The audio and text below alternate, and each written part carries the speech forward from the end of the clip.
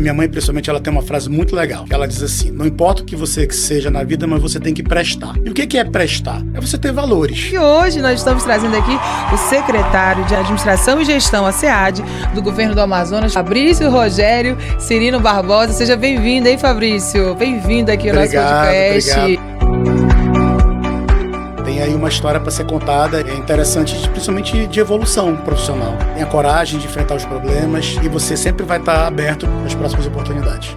Está começando mais um episódio do podcast Inspiradores, aquele podcast que a gente traz personalidades aqui do Amazonas e do Brasil, da Amazônia, que estão contribuindo com a nossa sociedade, tem uma carreira de sucesso para inspirar você. Por que será que tem gente que chega no topo, hein? Por que será que tem gente que tem sucesso? Tem gente que tem uma energia diferente e fazem parte daquele 1% das pessoas que assumem protagonismo e tem sucesso e compartilham essas experiências. E por isso que hoje nós estamos trazendo aqui o secretário de Administração e Gestão, a SEAD, do Governo do Amazonas. Eu vou falar o nome dele completo, hein? Fabrício Rogério Cirino Barbosa. Seja bem-vindo, hein, Fabrício? Bem-vindo aqui ao nosso podcast. Obrigado. Agradeço desde já o convite, é uma honra poder participar. E assim, diferente, né? A gente está acostumado a dar entrevista para falar sobre as ações, sobre o que o governo faz, sobre o que a secretaria faz. E hoje o desafio é falar um pouco sobre a pessoa, né? A gente geralmente fala isso muito fechado entre os amigos e parentes, mas falar assim num podcast mais aberto é um desafio grande, mas tenho certeza que vai ser muito proveitoso. Vamos lá, né? E esse reconhecimento da própria trajetória, acho que às vezes a gente fica tão afundado ali no dia a dia, né, no nosso trabalho, e a gente acaba até esquecendo, né? Pô, como é que eu cheguei aqui? Aí a gente quer descobrir hoje como é que você chegou aí, né?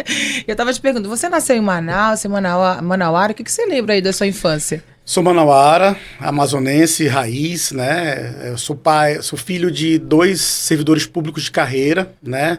Conhecidos no estado. Eu brinco até quando as pessoas sabem que eu sou o filho da Vânia Cirino, eu deixo de ser secretário e passo a ser o filho da Vânia. Então, assim, meus pais tiveram 45 anos de serviço público de dedicação. Meu pai já é falecido, minha mãe já está aposentada, mas, assim, sempre tive essa referência, né, do serviço público dentro da minha casa. Os meus irmãos são servidores públicos também, sou o filho mais novo de 3 irmãos, e venho desde 2005, na verdade, quando eu fui concursado pela primeira vez na Prodan, que aí eu até brinquei, né, quando falaram assim, quanto a tua trajetória? Eu falei, pô, faço 44 anos agora no final do mês, eu não tenho uma trajetória tão grande, mas a gente conversando aqui, eu falei, pô, são 18 anos, né, serviço público, né, quase 20 anos de serviço público.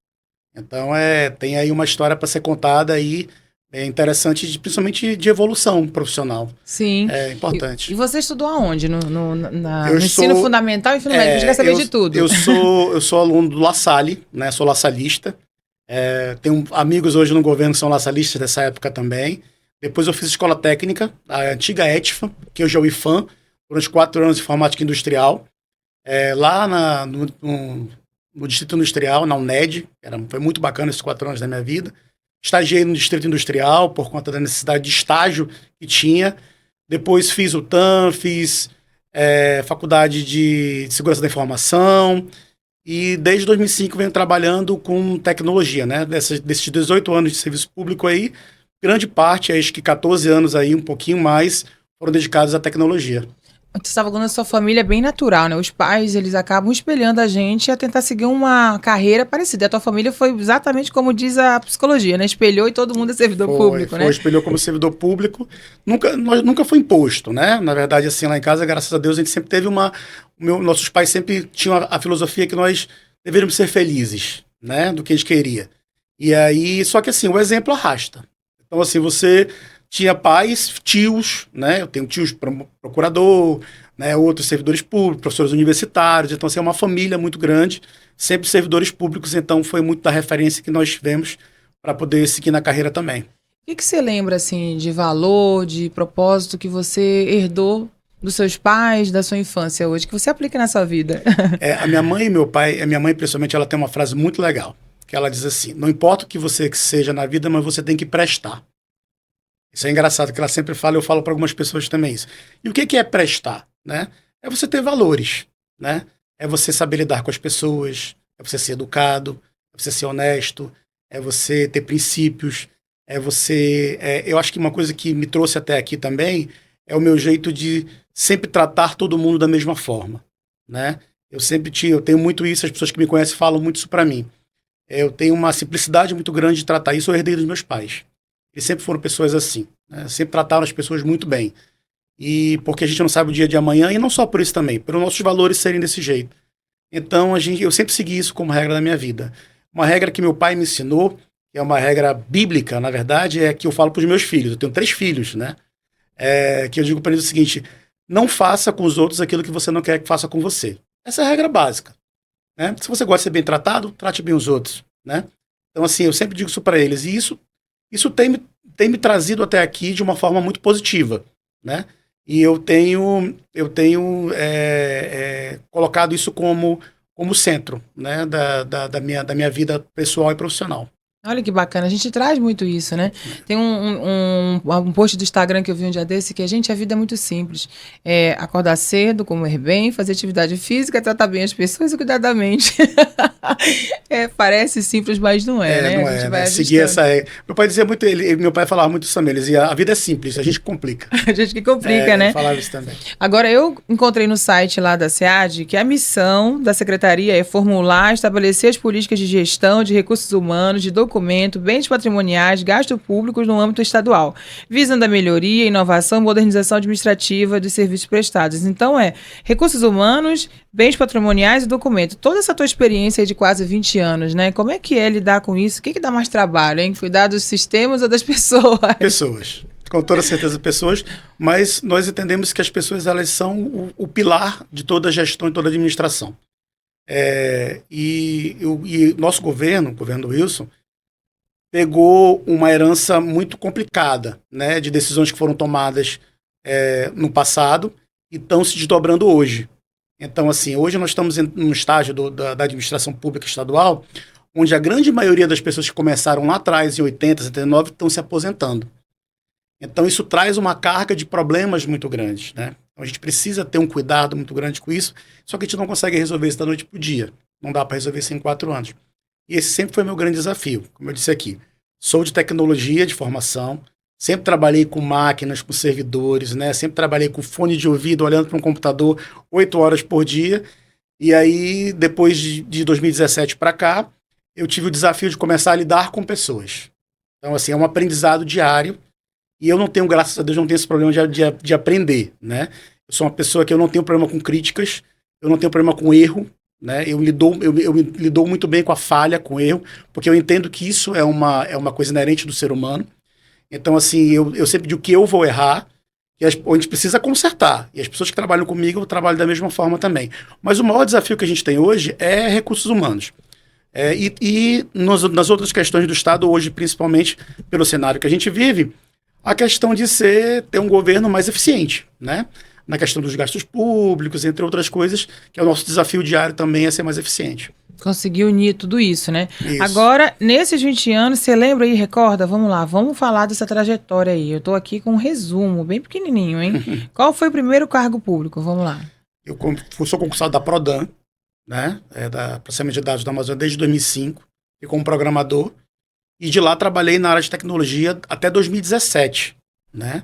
Dentro da Prodan, dentro de alguns órgãos do Estado, mas vim trabalhando com tecnologia a vida toda. Então, passei por várias áreas de tecnologia, passei por desenvolvimento de aplicações, passei por administração de banco de dados, e nos meus últimos anos de área de tecnologia, eu trabalhei com infraestrutura de redes e servidores, que foi a área que eu mais me identifiquei, que eu mais gostei. Em 2017, aconteceu um convite muito inusitado, né, do Dr. Marcos Guerra, que hoje ainda se encontra na Fundação Missão Tropical. Ele me convidou, ele estava assumindo a fundação, e ele falou que precisava de um gerente administrativo. E aí eu já estava há algum tempo querendo dar uma guinada, né, para a área de gestão, e eu falei, bom, então esse desafio chegou no momento certo. E realmente foi um grande desafio, né? Eu lembro até, um dia desse falando com meu ex-diretor lá que trabalhava comigo, lembrando e conversando com ele, quando eu sentei na mesa lá, não tinha computador na mesa da gestão. Então, em 2017, não estou falando de muito tempo, o protocolo ainda era aquele protocolo de livrinho, que você anotava, né, para fazer a tramitação processual interna, e os processos todos físicos. Não tinha computador, eu trabalhava com 3 pessoas lá, e foi um desafio muito grande, porque a partir dali eu comecei a entender como é que funcionava o processo administrativo dentro de uma instituição de saúde, mas que tinha pesquisa junto também, porque é muito forte a pesquisa lá na fundação. Então, eu aprendi a lidar desde pessoas da saúde, né, desde pesquisadores, de doutores, de gente... a Fundação Mesa Tropical tinha um projeto do pessoal de soro positivo, né? Então, assim, a gente lidava com pessoas realmente... muito vulneráveis em todos os sentidos. Vulneráveis em todos os sentidos. Então, assim, tinha que ter um jogo de cintura muito grande. Então, eu digo ali que uma vez eu falei pro Dr. Marcos, eu falei pro Flávio também, né, que era o diretor lá, ainda é o diretor lá, que esse 1 ano e pouco que eu passei lá foi uma das maiores escolas que eu tive no serviço público, né? Porque, assim, eu aprendi não só tecnicamente, mas eu evoluí muito como pessoa, né? E saber lidar com pessoas. Foi um desafio gigantesco. Você acha que tem a ver, essa tua visão também por lá, tem um público que lida com doenças, né? As pessoas chegam lá muito vulneráveis e é aquela vulnerabilidade muito aberta, né? Às vezes o risco da morte. É isso. Então, um setor administrativo de um órgão daquele tem essa pressão? Tem, e a gente enfrentava muito a questão da vulnerabilidade social também. A gente tinha muitos pacientes que vinham do interior, passavam o dia todo no hospital para fazer exame e não tinham o que comer. Então o hospital fornecia, né? Isso era uma coisa muito legal do Hospital Mesa Tropical. Ele fornecia essa alimentação. E eu tinha que fazer essa gestão, porque nós tínhamos que... Essa era uma das coisas que eu me lembro muito, assim, que me marcou muito, porque nós tínhamos que fazer essa gestão, mas também tínhamos que ter cuidado com a questão orçamentária, não podia estourar e tal. Aí você imagina uma pessoa chegando lá na sua sala, dizendo que estava com filho, não poderia se alimentar, não tinham que se alimentar, e você tinha... Ou seja, aí as pessoas que trabalham comigo sabem, conhecem que eu tenho um coração um pouco maior do que o tamanho que eu tenho, né? Uhum. E aí eu tinha que saber lidar com isso também, né? Para também não prejudicar a instituição. E isso aí foi um trabalho muito grande, né? Isso eu tive um aprendizado como ser humano muito grande com isso também. Sem falar na questão técnica, né? Todo o conhecimento que eu tenho de processo administrativo hoje eu aprendi dentro da Fundação Mesa Tropical. Você conseguiu deixar lá um legado, conseguiu arrumar as coisas que precisavam ser arrumadas para dar mais eficiência, nós conseguimos evoluir muito lá, na verdade. Eu não consegui implantar o processo eletrônico, porque ainda não estava implantado lá no estado ainda, mas nós criamos procedimentos com planilha. Então, assim, o que eu tinha de conhecimento eu levei para dentro, né? A gente conseguiu... Aí depois eu li aqui que teve secretário executivo de Finanças na Casa Civil, 2019. E aí foi o que eu digo que, quando eu falo que Deus vai me preparando, né? Eu conheci o processo administrativo dentro da fundação, e aí quando o governador Wilson Lima foi eleito em 2019, ele escolheu na época o Leandro Benevides, né? Que é um amigo meu, que foi chamado para ser secretário da Casa Civil. E ele falou, me ligou e falou assim, olha, eu preciso de alguém que trabalhe comigo na administração, na Secretaria Executiva de Administração. Falei, bora? Eu falei, bora, topo o desafio. Eu já estava, né, inteirado do processo administrativo. E aí ele falou para mim assim, na primeira reunião que nós tivemos, ele falou, olha, tem um negócio para te contar. Eu falei, o que foi? Tu não vai ficar na administração, tu vai ficar nas finanças, topa? Aí eu olhei assim, eu não tinha tanto conhecimento de orçamentos e finanças. Eu falei, mas bora, topo.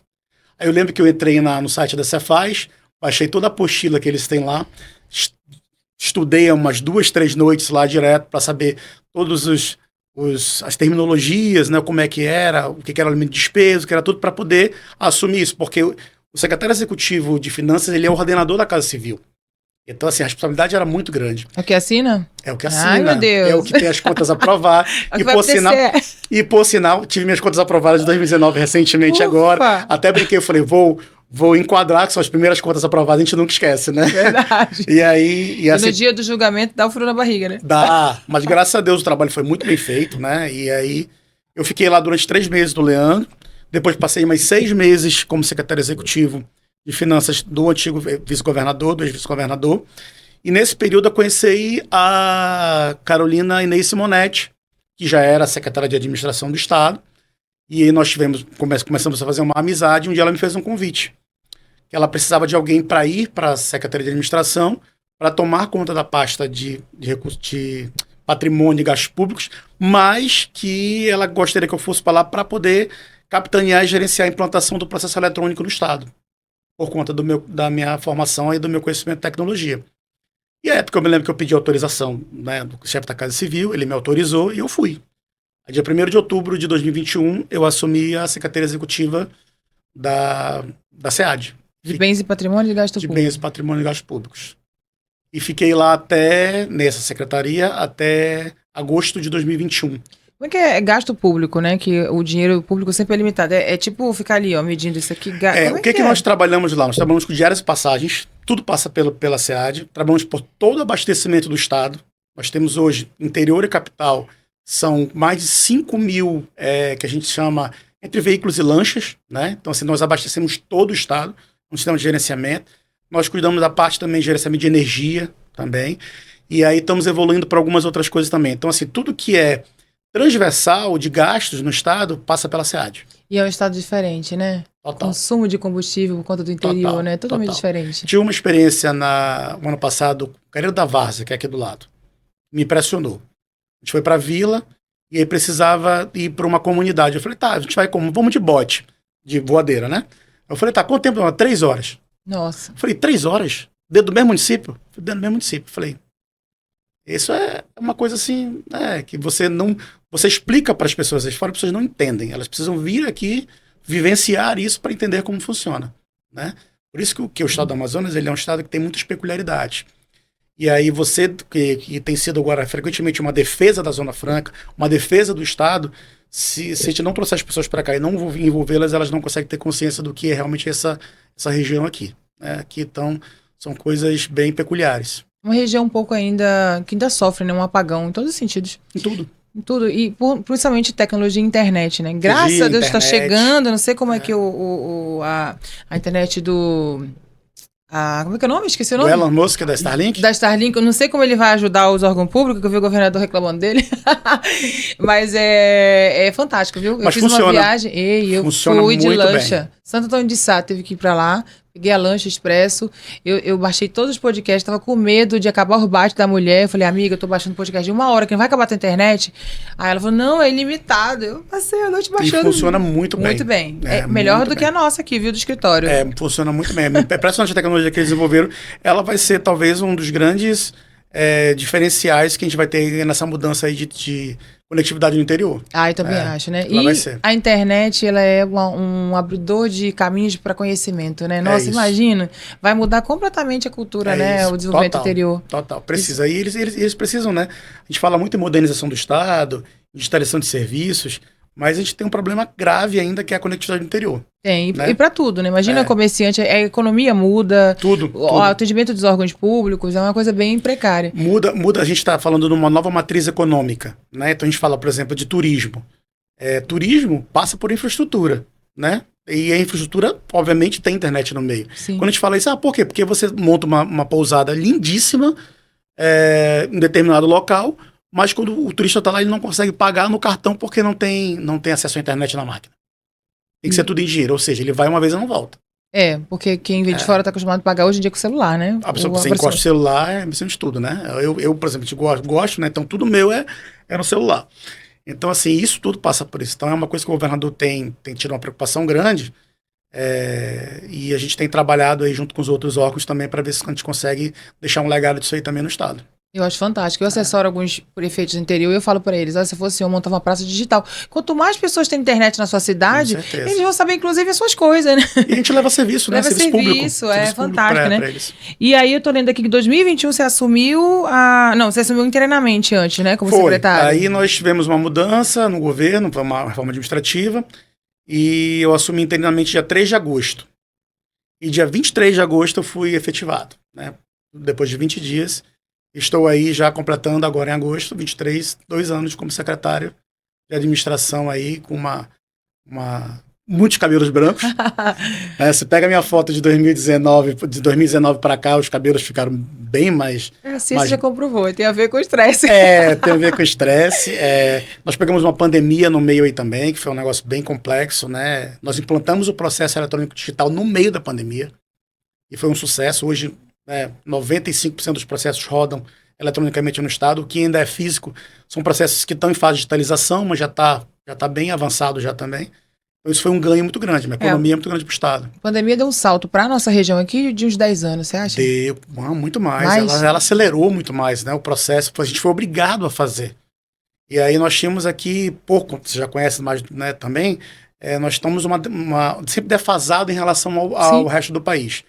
E a gente deu um salto muito grande, né? As pessoas tiveram que aprender a fazer, tiveram que aprender a se adaptar, e isso foi muito positivo pra gente. Você sabe que antes da pandemia, eu que sou consumidora do iFood, não tinha nenhum supermercado, né, no iFood. Hoje tem farmácia, tem tudo. Maravilhoso, e chega rápido, você pede 15 minutos, tá lá. Eu acho fantástico fantástico isso. De tudo, né? De tudo que a gente já sabe que é ruim que aconteceu, esse salto da tecnologia foi fantástico. Não, tiveram essas coisas positivas, com certeza. O teletrabalho, né? Que é uma coisa que. O tal do home office, que a gente chama de home office também, é uma coisa que ainda não tá regulamentado na Amazônia, mas a gente está trabalhando para isso também. Funciona lá na SEAD ou ainda não? Não. A gente trabalhou muito na época da pandemia, mas depois voltou, né? Mas assim, todo serviço que exige sistema, eu particularmente acho que não há necessidade de você estar presencialmente, né? Eu também acho. Se você for operacional e for sistema, não há necessidade. Para algumas pessoas, eu tenho um sistema aqui que tem 20 pessoas que eu nunca vi na vida. A gente vê no final do ano, a gente conhece no Natal, na festa. Legal. E eu brinco com algumas pessoas aqui hoje, até comunicadores. Eu não preciso te ver, eu preciso ver teu trabalho. Vem, o que é legal? Ir lá realmente uma vez por semana para fazer, né? Sim. Aquela aproximação e tal, mas realmente eu acho fantástico. Tem atividades que você trabalha com entrega, né? Com entrega e com meta. Isso. Agora, secretário Fabrício, eu estou olhando aqui, né? Olhando toda sua trajetória. O senhor lembra do sentimento de cada mudança de carreira? O que você sentia? Aquelas noites ali? Lembra aí um pouquinho. Cada etapa de carreira, qual é o sentimento? Assim, eu até 2017, 2016, eu sempre tive muito aversão à mudança, né? E aí, em 2017, aconteceu essa guinada na minha vida e a partir daí eu passei a não ter mais receio da mudança. Então, se você for olhar um pouco do que eu contei aqui, as pessoas falam, olha, eu vou te chamar para ser gerente administrativo da fundação. Não conhecia de saúde, não conhecia de nada. Eu falei, embora, aceitei. E aí depois foi Casa Civil, ia ser administração, que era uma coisa que eu já estava adequado. Não, você vai para finanças. Eu falei, embora. Aí depois a Inês, né, virou para mim, olha, vamos trabalhar lá com gastos públicos e tal. Eu falei, embora.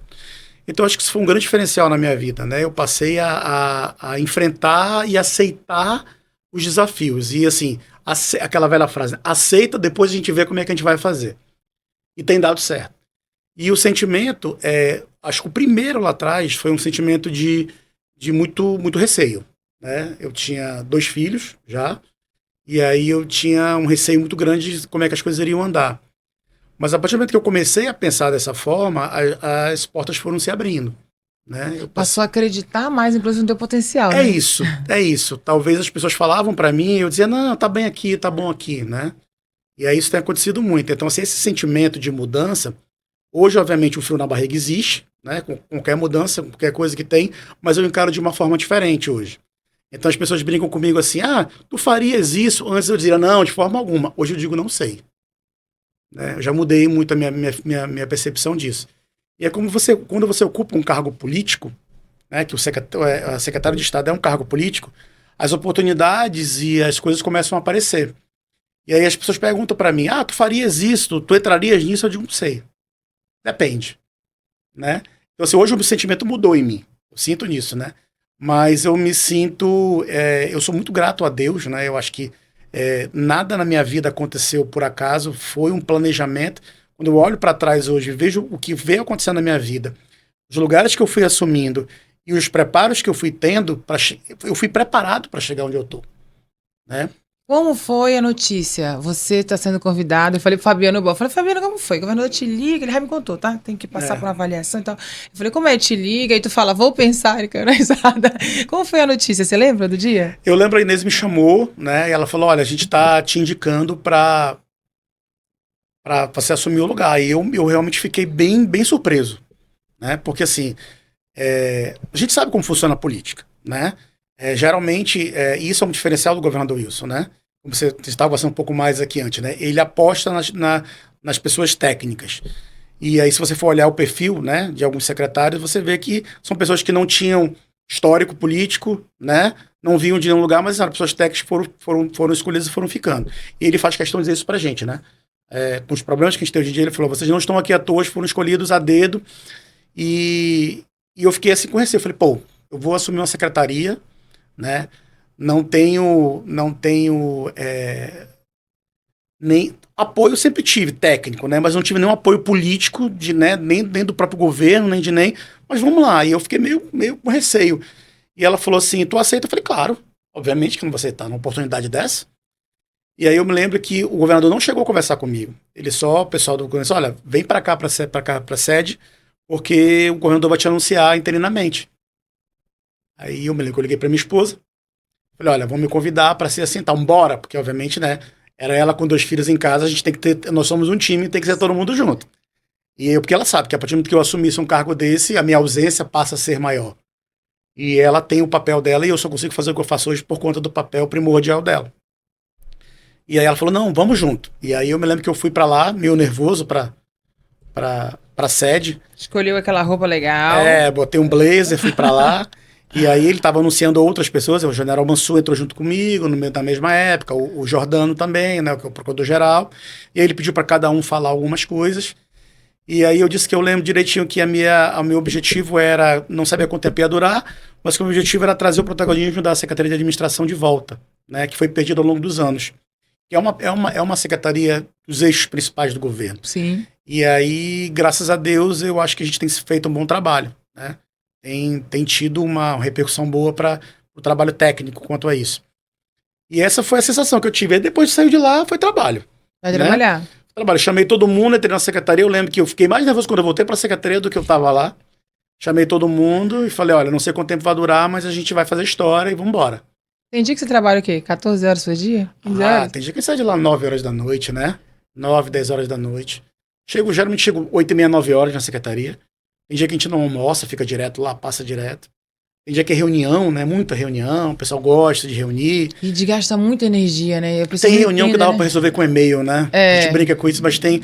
Mas assim, eu entendo isso hoje. As pessoas gostam de ter o contato. E eu entendo isso hoje. Né? Antes eu não entendo. Antes, com o perfil mais de tecnologia, eu dizia: não, isso aí manda um e-mail que resolve. As pessoas gostam de ter o contato, gostam de ser recebidas. Eu aprendi isso com a Inês também. A gente faz isso, a gente grava as nossas reuniões, a gente posta as nossas reuniões. A Inês fala assim: você pode trabalhar 14 horas por dia. Se você não fez um post ali, as pessoas acham que você não trabalhou. Mas é um pouco disso. É porque assim, pensa só, quem acompanha o teu trabalho, a tua trajetória, está do teu lado. E as outras milhares de pessoas, elas vão ver aonde? Na rede social. Na rede social. Até a nossa família, inclusive. É isso. E uma coisa interessante, as pessoas, a gente estava fazendo esse trabalho agora iniciando um trabalho de planejamento estratégico dentro da secretaria, para as pessoas começarem a dar a visão delas do que é a secretaria, do que é a SEAD. Né? E é engraçado que internamente tem gente que não sabe. É porque tá ali, né? E nunca parou pra... Tá envolvida no dia a dia, assim, o que a gente faz, qual é o nosso objetivo, qual é a nossa missão, qual é a nossa visão, o que a gente tem como secretaria. Né? Porque eu falo para as pessoas assim: somos área meio. Área meio é complexo. Né? Área meio eu falo, a gente carrega o piano para alguém tocar. Se der tudo certo lá na ponta, o louro é de quem tocou. Se der errado, a gente desafinou o piano ao longo do trajeto. A culpa é nossa. E às vezes o resultado aparece só de quem executou lá na ponta, né? É isso. E a gente tem que ter essa consciência, né? Que o nosso trabalho é um trabalho solitário, entendeu? E aí esse trabalho de marketing que eu aprendi com a Inês é importante. Sim, tem que fazer, né? É importante. Agora, você já tinha tido essa consciência de que, imagina, né? Quase 4 milhões de habitantes, e tem ali 60 secretários ou diretores-presidente, e é menos de 1%, né? Eu falei, tá naquela média. Já deu essa consciência? Poxa, peraí. É uma dádiva, você foi preparado, se preparou. Essa junção, você acha que você chegou ao cargo de ser convidado pela junção da tua habilidade técnica, de relacionamentos, e tá preparado e ter coragem? É isso? Eu estava conversando um dia desse, às vezes a gente está muito envolvido no processo e nós não entendemos o quanto nós somos privilegiados, né, obviamente escolhidos, mas da responsabilidade disso. Né, porque nós não somos 1% da população do Estado.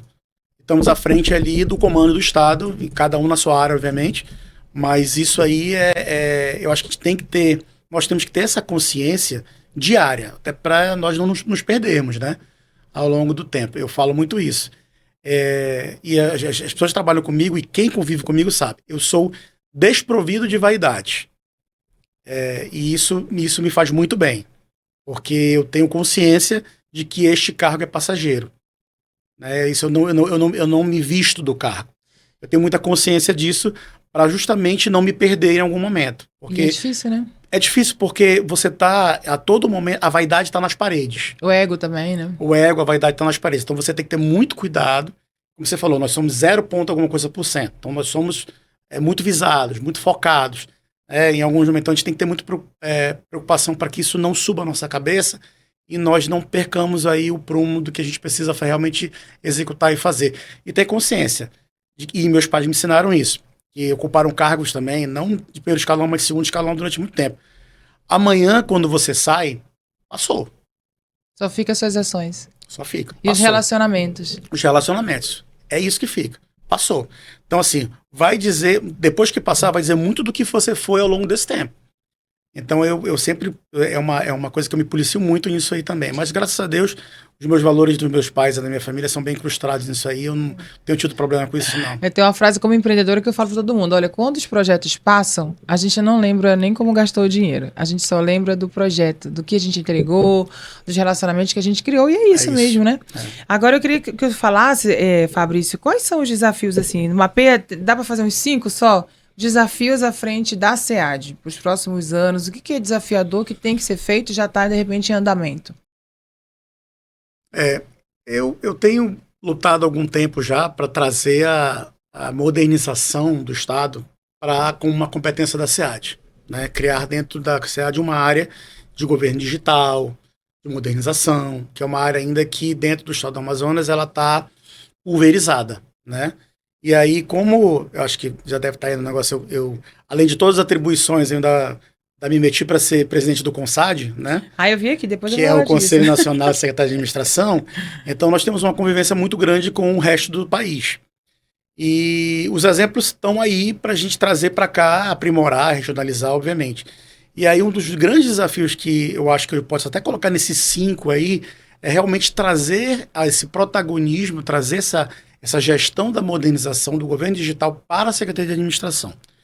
Porque nós entendemos o seguinte, que tudo que é transversal, tudo que atinge todo o governo, todas as secretarias, é de competência da Secretaria de Administração. Então a gente fala processo eletrônico, né? Falamos de gastos públicos de abastecimento, nós falamos de portal de serviços únicos, apesar de nós termos hoje a Sejusc, que toma conta do PAC, ela vai continuar tendo a finalidade dela de tomar conta do atendimento, mas o portal de serviços digitais e o cadastro único do Estado, todas essas informações, tudo isso tem que estar na gestão.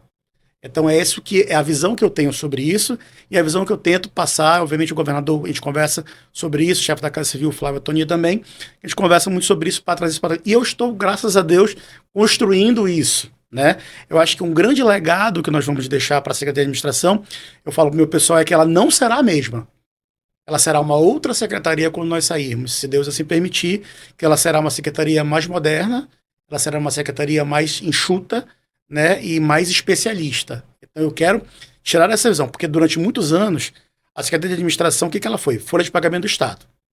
As pessoas nem sabiam das atribuições que ela tem. Nós temos, por exemplo, a Escola de Governo, a ESASP, lá, que nós fazemos toda a parte de capacitação do Estado.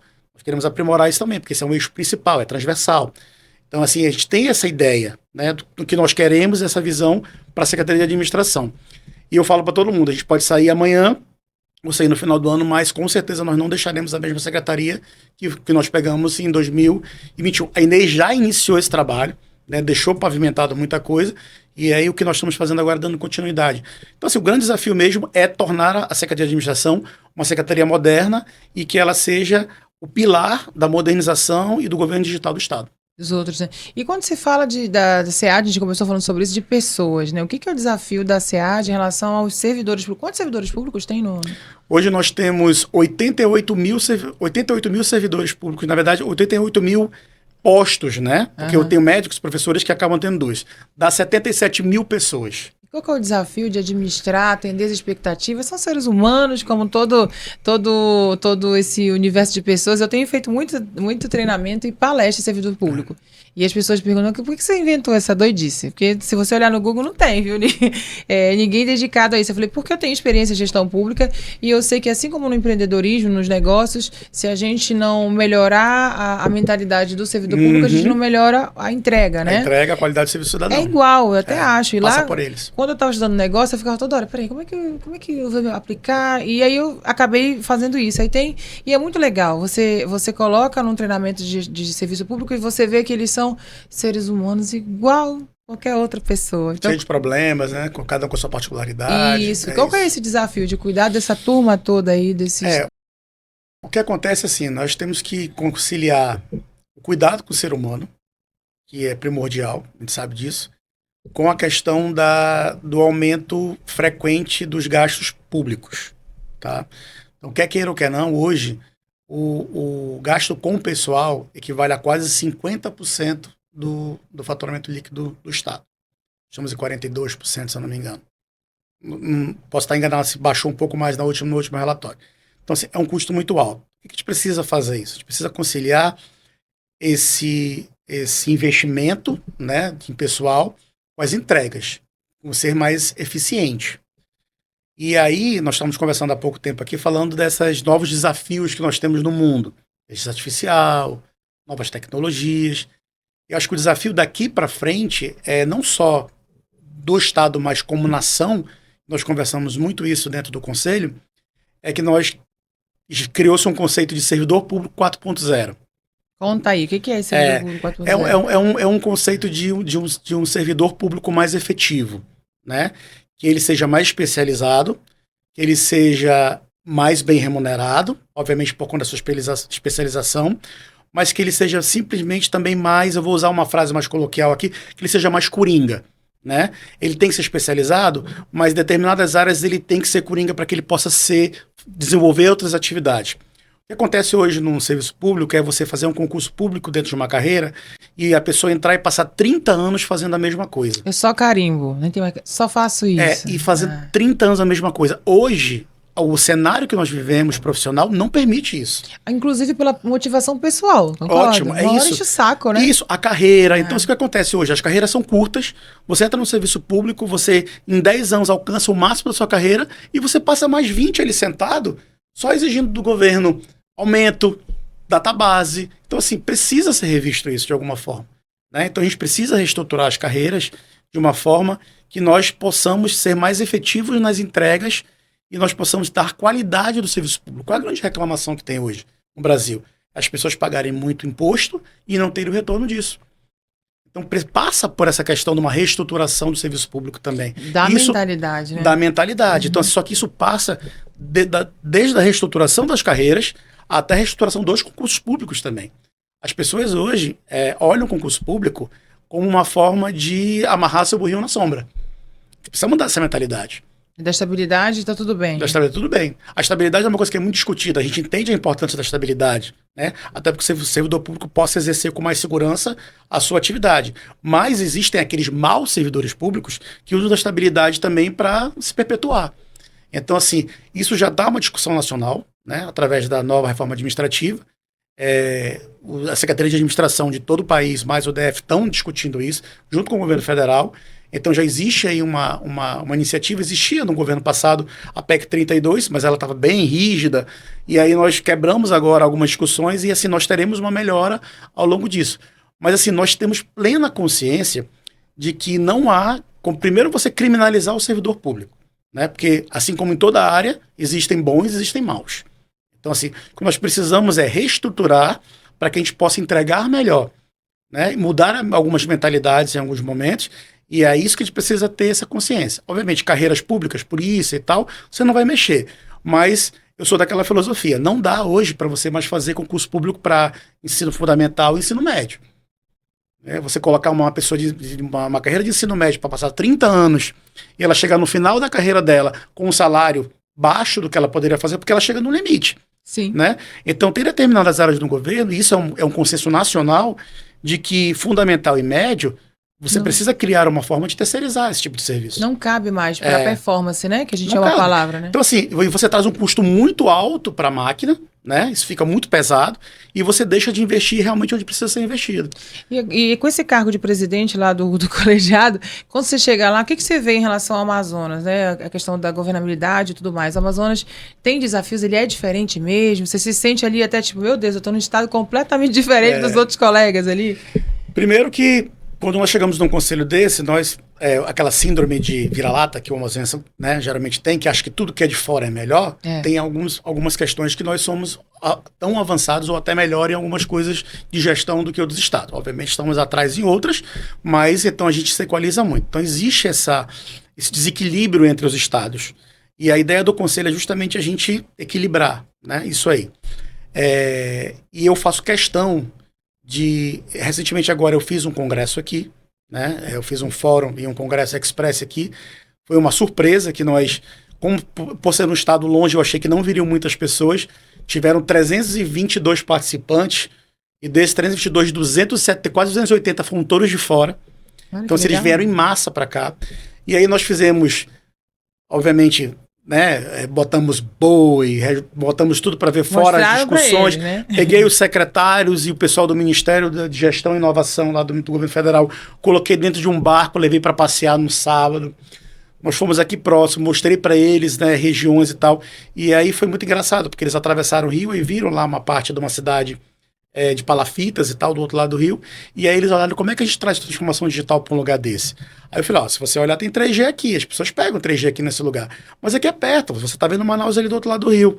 E quando a gente vai lá para cima, lá para o sul não é tranquilo porque conecta no Brasil, mas você vai lá para a Cabeça do Cachorro, São Gabriel da Cachoeira, né, São Sebastião, você vai para aqueles lugares lá. Como é que você leva isso para lá? Então, assim, eu fiz questão de mostrar isso para eles, porque qualquer decisão que é tomada de cima para baixo, de nível federal para cá, consequentemente, não vai ser positiva em todos os estados da mesma forma. Porque o Amazonas tem as peculiaridades, o Nordeste com seu sertão tem suas peculiaridades, o Sul tem suas peculiaridades. Então, assim, o Brasil, ele é de dimensões continentais. Nenhuma solução que você vai dar de cima para baixo de forma linear vai atender a todos. Então, o papel do conselho é justamente cada um levar as suas necessidades. E eu sou um que digo lá, quando tem alguma discussão, eu digo, olha, isso não vai funcionar no Amazonas. Vocês viram lá como é que funciona. Né? Tem região lá que você demora 20 horas de barco para chegar da capital em outro lugar. Mostrei o mapa para eles. Né? É o maior estado, né, em dimensões territoriais aqui. E eu falei, as dificuldades aqui são imensas. E o colegiado tem conseguido levar essas pautas aí? Tem conseguido. Porque lá, as secretárias de administração geralmente são planejamento também. Então está nessa discussão agora, por exemplo, da reforma tributária. O governador vem batendo muito nisso aí. Obviamente, cada um está buscando a brasa para sua sardinha. Mas hoje eles têm consciência. Quando eles vão para uma mesa, eles dizem, olha, isso aí no Amazonas realmente, se vocês realmente quiserem tirar a Zona Franca hoje do Amazonas, o que vai acontecer é que vão devastar aquilo ali.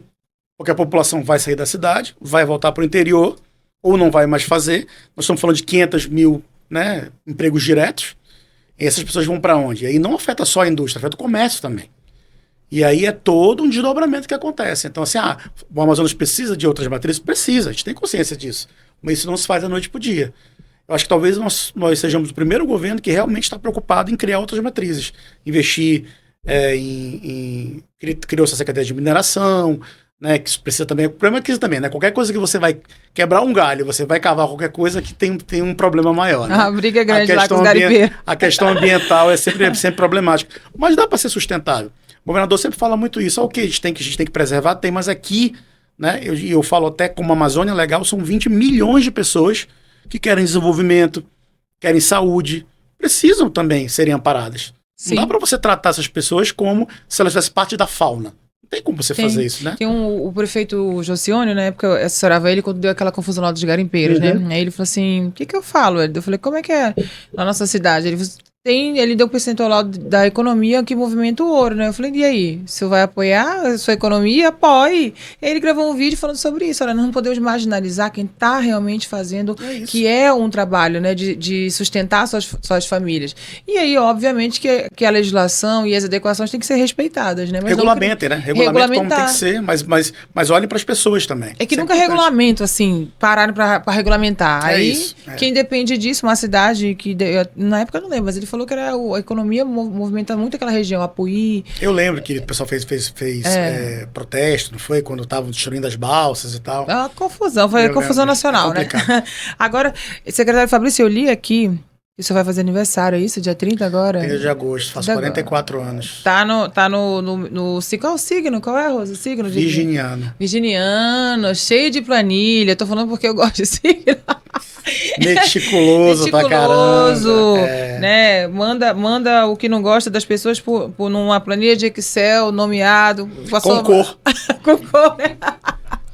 A cor na planilha de Excel, pra mim, é a coisa mais importante. A planilha de Excel sem cor pode voltar. Tá no lugar certo, viu? De planejamento e administração, né? E eu bato muito das meninas, porque as meninas não sabem trabalhar com planilha direito. Eu falei, vou botar todo mundo pra trabalhar com Excel. Olha, eu não sou assim, mas eu gosto de planilha, eu até falo estética de documento, né? Poxa, eu sou chata aqui em relação à estética de documento. Também sou aquela que a planilha tá toda em maiúsculo? Toda em maiúsculo. Vamos seguir o padrão, né? Começou no padrão, siga no padrão, né? O que dá pra refletir quando chega no período assim, né, de aniversário? O que você reflete sobre a vida, sobre suas conquistas? Eu falo que Deus tem sido muito bom comigo, né? Eu tenho 3 filhos lindos, né? Cada um com diferença de 5 anos para cada um. Qual a idade deles? Eu tenho 11, 6 e 2 anos. Agora faz já 21, 2 anos. Sou o menorzinho, que foi o fruto da pandemia, né, a gente fala. Mas é a alegria da casa. São uma menina e 2 meninos. Eu sou muito agradecido a Deus por tudo que tem acontecido na minha vida, principalmente nos últimos anos. E o que é importante, que eu sempre tenho como aprendizado, é que a partir do momento que eu me permiti, né, que eu comecei a aceitar os desafios, a minha vida mudou. Mudou muito, né? Deu uma guinada, né, de 70 graus.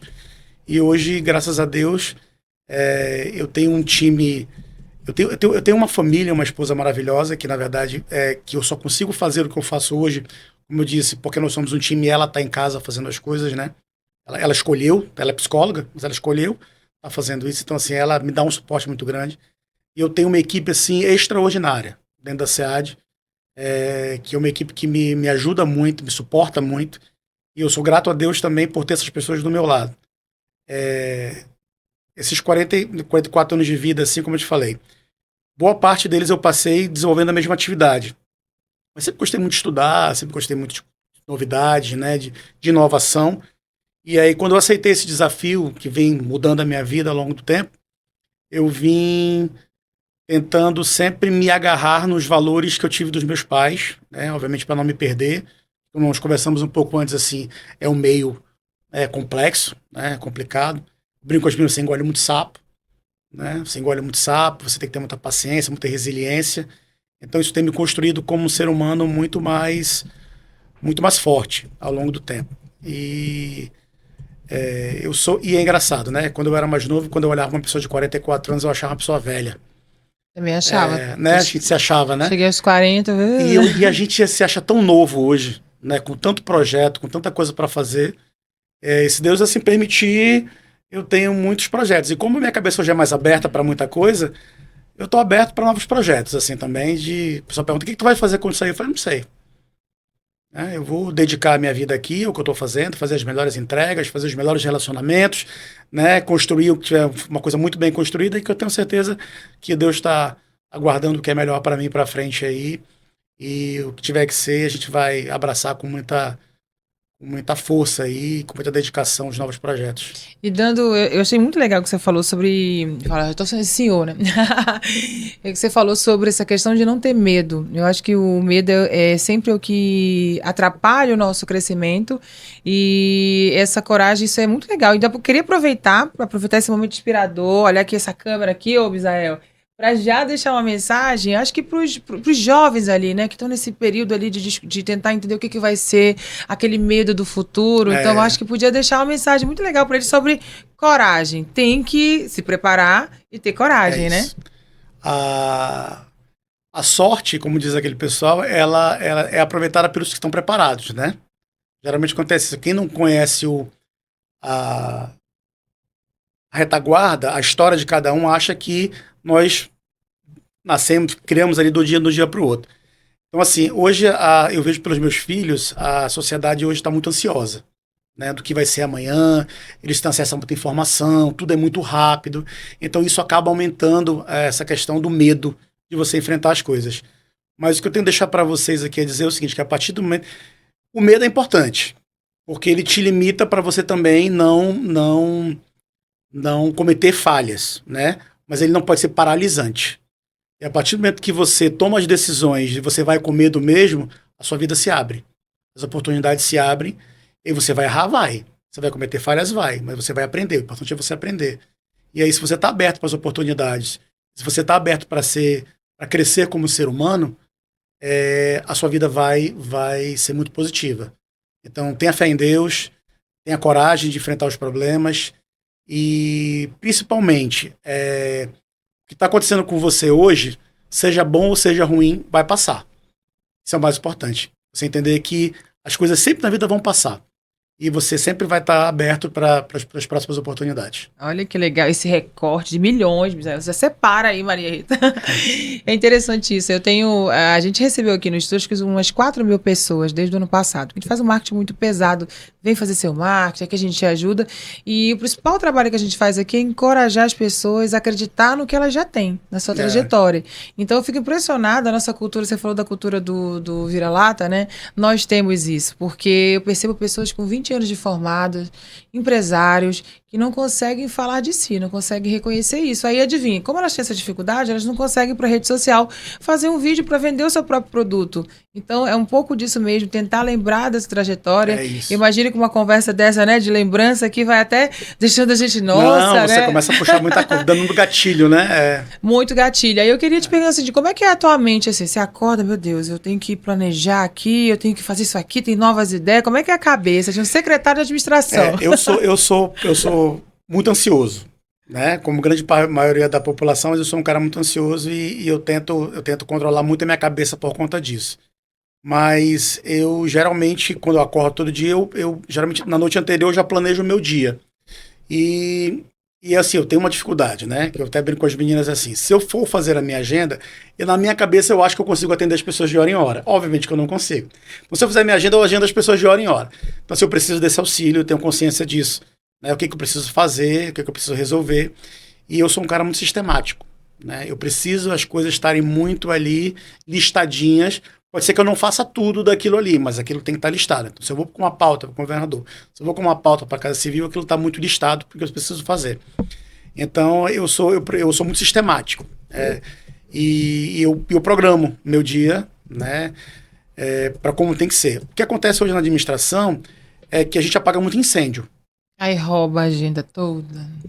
Mas no dia a dia nosso também. E no começo, isso me incomodava profundamente. Porque te dá a sensação que no final do dia você não fez. E hoje eu já tenho uma consciência maior sobre que, ok, faz parte do jogo e é assim que vamos se adaptar. Não vou conseguir fazer tudo que está planejado. Vamos se adaptar, Mas eu tenho já conversado com o pessoal lá, que a própria secretaria está tentando mudar a cultura, né? Fazer planejamento estratégico, definir metas para que a gente possa... E eu conversei da última vez com eles. Isso quer dizer que a gente vai seguir a nossa meta? Não, porque nós sabemos que a Secretaria de Administração ela é convocada para apagar incêndio. Então vai ter um momento que nós vamos ter que deixar o projeto de lado e nós vamos ter que trabalhar aqui dentro para resolver esse problema, para depois voltar ao que a gente precisa fazer. Então, assim, basicamente é isso, assim, né? A gente apaga muito incêndio, mas a gente tem as nossas atividades que precisam ser realizadas de forma ordinária, né? Ao longo do dia, assim, como tem que ser. E aí... Para não sofrer. Para não sofrer. Agora, eu tinha anotado uma pergunta aqui, eu falo que sempre é a mais difícil de responder, porque nunca ninguém responde isso. Aí eu vou ter que te perguntar. Não é ao vivo, mas pode refazer, viu?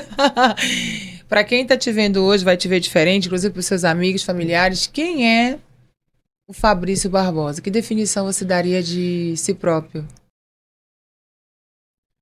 Fabrício Barbosa é um cara muito amigo, né? É um cara muito família, é um cara muito simples, um cara que trata todo mundo muito bem. É um cara que erra e já errou muito na vida, mas que, graças a Deus, não tem problema com isso. De ter a consciência de que vai continuar errando e que isso faz parte da construção. E o que é melhor trata as pessoas que trabalham com ele dessa mesma forma, né? Não preza por um ambiente de trabalho tranquilo, como um ponto primordial para isso. Que é um cara que tem muitos sonhos, mas que de um tempo para cá andou muito pisando, né, no chão de forma muito firme, e que ele tem consciência de que o que vier para ele daqui para frente vai vir para ele abraçar, e vão ter momentos bons, vão ter momentos ruins, como eu falei, tudo passa, bom e ruim. Essa é uma coisa que me botou como meta de vida hoje, né, que me fez ser mais tranquilo por conta disso, mas que é uma pessoa que está aí para ajudar as pessoas, né? Para deixar um legado. Eu acho que a gente não vem para essa vida para simplesmente viver e passar. Eu acho que a gente tem que deixar alguma marca, seja lá qual for. E, obviamente, eu não deixo isso... uma coisa importante, eu não me envaideço. As pessoas que trabalham comigo sabem disso. Dificilmente eu me envaideço, né? Obviamente, nós somos seres humanos, temos ego, você fica ali, mas eu me policio muito por conta disso, porque eu sei que a vaidade é uma coisa que tira o nosso caminho, tira o nosso prumo.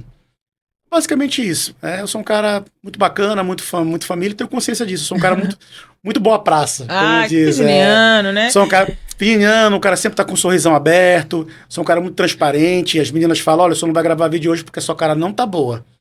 Então eu tinha que gravar vídeo ontem, eu falei, não vou gravar porque ontem eu tava extremamente... Não, eu tava estressado ontem.